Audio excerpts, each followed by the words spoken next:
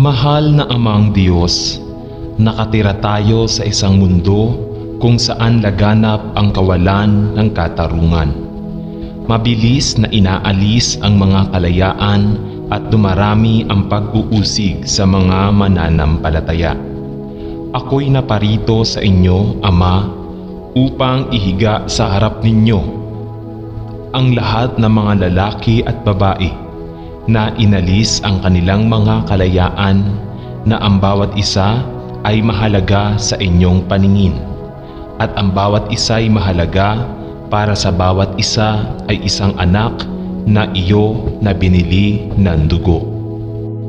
Sumama sa lahat ng dumaranas ng kawalang katarungan at pagkawala ng kanilang mga kalayaan, sa pamamagitan man ng mga paghihigpit ng gobyerno o mga grupo na naglalayong saktan sila, at magbigay ng karunungan sa mga tao at mga ministeryo na naghahangad na suportahan ang mga naapektuhan sa ganitong paraan.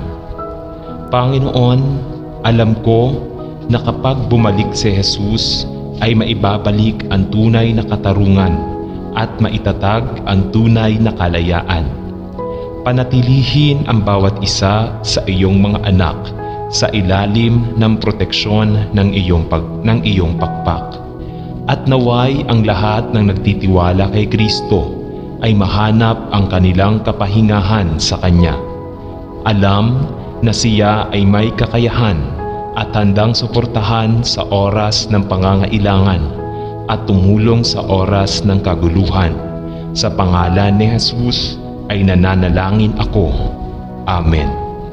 Mabait na Panginoon at Ama sa langit, maraming pakikibaka na kinakaharap ng mga tao ngayon habang ang ating mga kalayaan ay lalong nabubulok. Panatilihin mo kaming, Panginoon, sa ilalim ng iyong proteksyon habang sinisikap naming mamuhay tulad ng sa iyo. Panginoon, kung gaano ako katagal mamuhay sa isang mundo na tunay na malaya at malaya, ngunit Panginoon, tulungan mo akong makita ng higit pa sa aking limitadong pangunawa kung ano ang tunay na kalayaan sa mundong ito. At upang maunawaan na ang aking pagnanais na makita ang mundong ito na pinamamahalaan ang mga taong may integridad at kabutihan ay isang paper dream na hindi kailanman maisa sa katuparan, dahil tayo ay isang makasalanang lahi na naninirahan sa isang bumagsak na mundo na kasalukuyang pinamamahalaan ni Satanas, na tinatawag na ang Diyos ng mundong ito.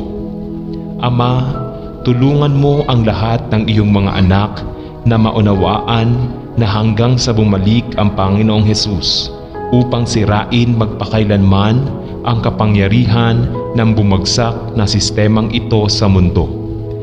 Hanggang sa ang Panginoong Jesus ay bumalik upang sirain magpakailanman walang kapayapaan o kaunlaran o kalayaan sa mundo. Salamat na si Jesus ay babalik sa lalong madaling panahon upang itama ang lahat ng mga mali. Salamat na sa pagbabalik ni Jesus ay ipahahayag niya ang kalayaan sa mga bihag, babawiin ang paningin sa mga bulag, at palalayain ang mga inaapi. Tulungan ang lahat ng iyong mga tao na makita ang mundong ito mula sa iyong pananaw at manalangin sa iyong kalooban, na nanalaman na kapag bumalik lamang si Kristo ay makakaranas ang mundo ng tunay na kalayaan sa pangalan ni Jesus. Amen. Mahal na Ama sa langit, kung paano ako nagpapasalamat at nagpupuri sa iyo na ikaw ang ating buhay na Panginoon at mapagmahal na tagapagligtas. Hawak mo ang renda ng sansinukob sa palad ng iyong mga kamay.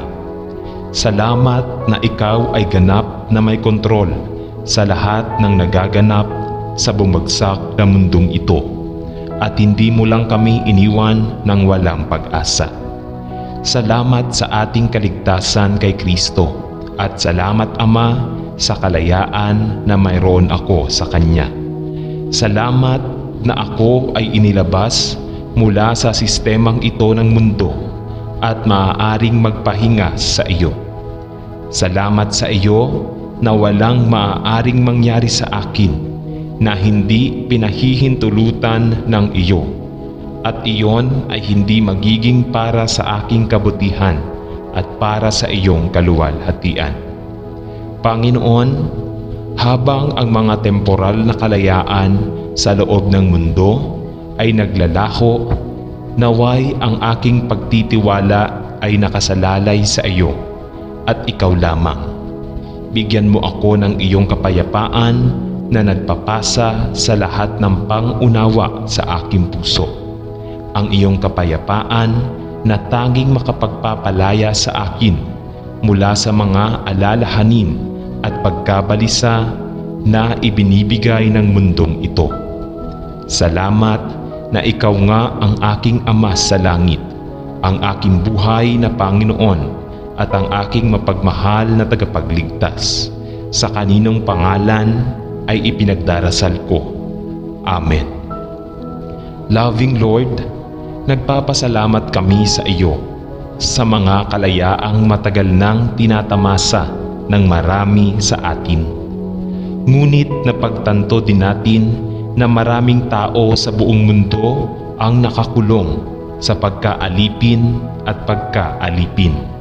Sa katunayan, ang mga kalayaan ng kaunlaran na matagal na nating tinatamasa ay mabilis na nabubulok.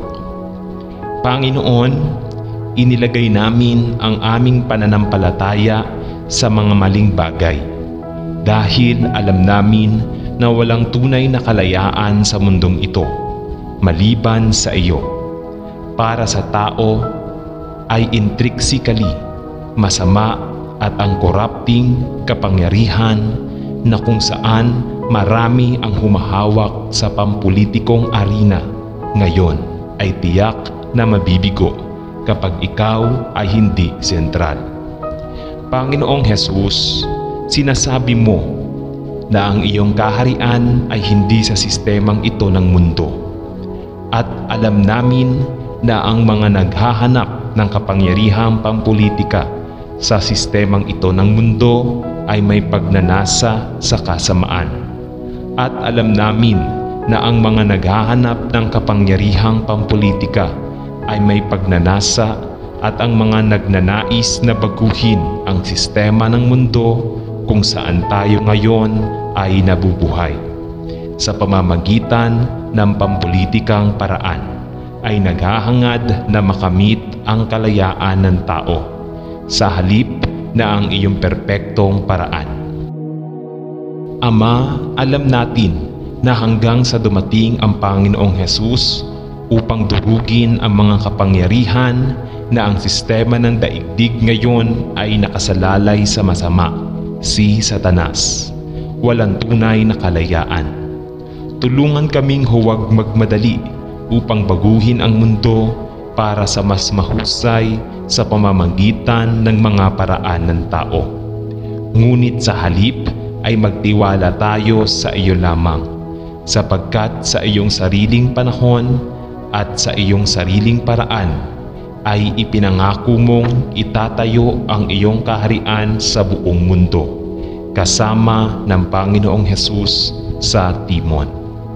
Panatilihin kami hanggang doon. Protektahan tayo mula sa mga naghahangad na alisin ang anumang kalayaan na mayroon tayo. Nananalangin tayo bilang katawan ni Kristo. Halika, Panginoong Hesus. Amen.